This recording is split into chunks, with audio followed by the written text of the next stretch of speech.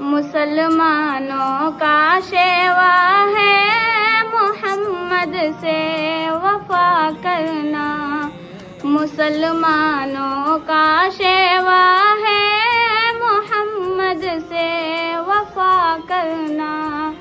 نماز عشق تلواروں کے سائے میں ادا کرنا، مسلمانوں کا شیوا ہے محمد سے وفا کرنا، ہمیں ایمان کا مطلب بس اتنا ہی سمجھ آیا، ہمیں ایمان کا مطلب بس اتنا ہی سمجھ آیا، رسول پاک کی حرمت پہ تن من دھن فدا کرنا، مسلمانوں کا شیوا ہے محمد سے